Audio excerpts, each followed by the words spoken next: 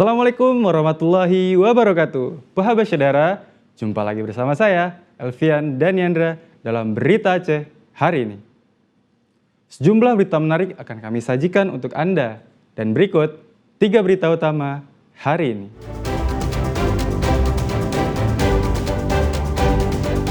Penanganan dampak banjir bandang yang tak kunjung tuntas mendorong Pemkab Aceh Utara kembali memperpanjang masa tanggap darurat hingga sepekan ke depan.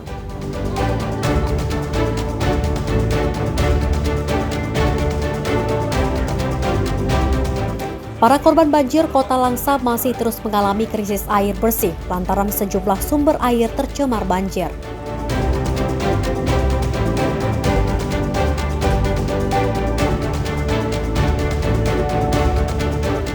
Ribuan warga di Kabupaten Aceh Tengah menyerbu sejumlah pangkalan gas LPG setelah hampir sebulan tak bisa dipasok akibat putusnya akses jalan.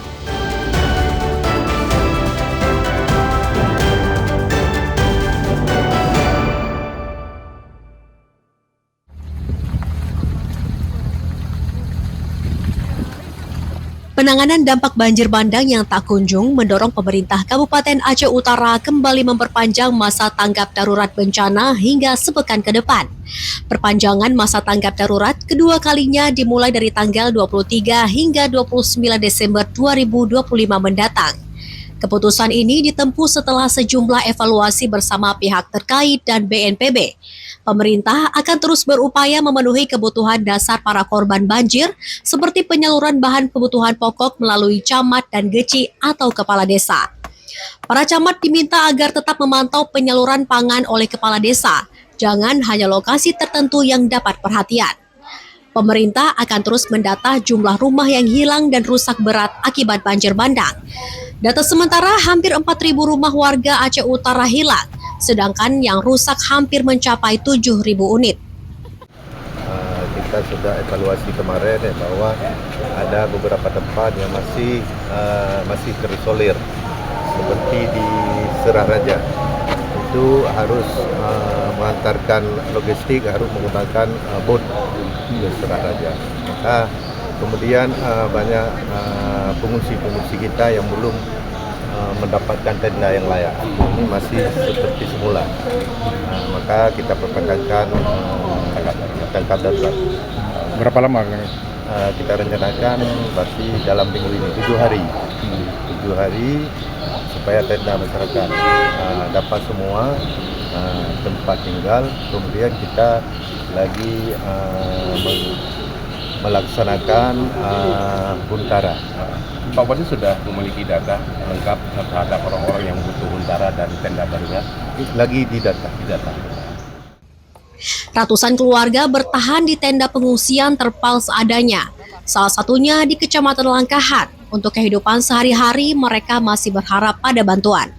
Namun sangat dibutuhkan perlengkapan ibadah seperti kain sarung, mukena, sajadah.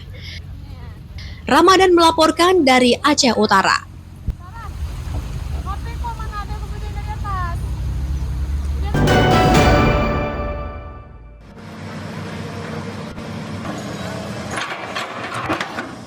Akses penghubung antar desa di Kecamatan Birbayun, Kabupaten Aceh Timur tersambung kembali. Jembatan penghubung desa Alu Sentang dan desa Alu Gading Kebun, Dusun Alu Mekuh yang sempat putus dibangun jembatan darurat Aramco atau jembatan Tipa Baja. Prajurit Kodim 0104 Aceh Timur bersama Yonif TP 853 Bawah Rejebur memasang jembatan Aramco di Alu Sentang. Jembatan difungsikan sebagai akses sementara sambil menunggu perbaikan permanen dari pihak terkait. Material jembatan dirakit dan dipasang secara bertahap agar dapat segera digunakan oleh warga. Jembatan tersebut menjadi jalur utama warga untuk beraktivitas termasuk distribusi kebutuhan harian. Telah memberikan bantuan kepada kami berupa jembatan Aramco yang menghubungkan desa kami, desa Alu Sentang, Kecamatan Birbayun dengan desa Bukit Lemak yang selama ini akses kami terputus. Dengan ini kami sekali lagi mengucapkan banyak ribuan terima kasih kepada seluruh instansi yang terkait. Rampungnya jembatan ini melancarkan kembali arus transportasi antar desa sehingga aktivitas warga kembali normal. Maimunzir melaporkan dari Aceh Timur.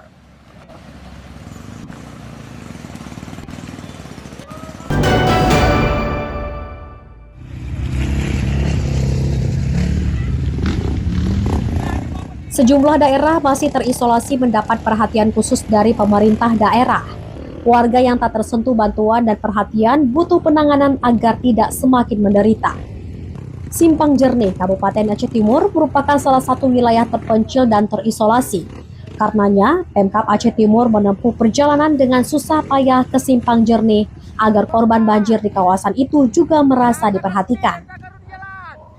Bupati Aceh Timur Iskandar Usman Al-Farlaki bersama rombongan harus mengendarai motor trail dan perahu kayu untuk bisa sampai ke Simpang Jernih. Setelah perjuangan berat, rombongan berhasil tembus ke desa Batu Sumbang, Simpang Jernih. Perjalanan menuju Simpang Jernih harus ditempuh melalui jalur ekstrim yang dipenuhi lumpur tebal serta gelondongan kayu yang terbawa banjir. Perjalanan ini untuk menyalurkan kebutuhan pokok dan obat-obatan. Kendaraan double kabin yang kami gunakan bersama dengan rombongan kita coba terobos tadi malam juga tidak bisa tembus karena kami ambil kesimpulan semua kendaraan itu kita parkir di depan rumah warga di desa Batu Bedulang ya, Kecamatan Bandar Pusaka, Aceh Tamiang. Kemudian kita menggunakan trail bersama dengan teman-teman Emtrek dan Red Devil yang membantu menembus areal-areal pasca banjir di Aceh Timur bersama dengan saya dan tim. Di posisi ini namanya Pantai Kera. Rumah warga semuanya di bawah hanyut, tinggi air setinggi pohon kelapa sawit. Nah, di sini kita menumbuhkan juga tumpukan kayu akibat rumah yang dihantam banjir. Kemudian sebelumnya kita tadi di Batu Sumbang, di desa Batu Sumbang. Kita berdiskusi dengan para pengungsi. Para pengungsi kebanyakan meminta mereka untuk direlokasi karena tempat tinggal sebelumnya itu merupakan daerah yang rawan apabila banjir susulan itu akan datang. Bupati bersama rombongan bahkan harus berjalan kaki sejauh 2,5 km menyeberang sungai besar dengan perahu kayu untuk bisa tembus ke desa Pantai Kera. Setibanya di lokasi, Bupati Al-Farlaki disambut oleh para pengungsi dan berdialog langsung dengan mereka. Warga berharap perhatian pemerintah berlanjut, terutama dalam pemulihan pasca banjir termasuk perbaikan jalan penghubung ke wilayah pedalaman, pemulihan pelayan kesehatan, dan pendidikan. Maimunzir melaporkan dari Aceh Timur. Coba Bapak tadi bawa es dari sana.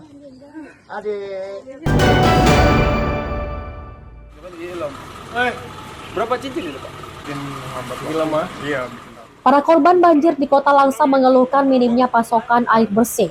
Pasca banjir bandang, mereka terus mengalami krisis air bersih lantaran sumber air warga tidak bisa digunakan akibat tercemar air banjir.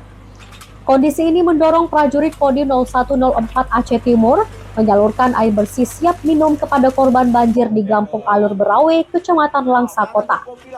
Air bersih siap minum disalurkan dengan mobil reverse osmosis atau RO. Air hasil pengolahan tersebut disebut dapat langsung dikonsumsi warga untuk kebutuhan sehari-hari. Air bersih telah melalui proses pengolahan dan penyaringan sehingga bebas dari bakteri. Bebas kuman, bebas daripada segala macam bentuk kuman-kuman yang ada di air, sehingga sehat untuk diminum, badan kuat dan menyegarkan. Warga mengaku sangat bersyukur mendapatkan bantuan air bersih apalagi langsung bisa diminum, karena air bersih merupakan salah satu kebutuhan dasar yang selalu kritis. Kami minta terima kasih pada Kodim TV, 214, Langsa, sudah kasih air untuk kami. Terima kasih buat TNI yang telah menyalurkan bantuan air mineral buat masyarakat.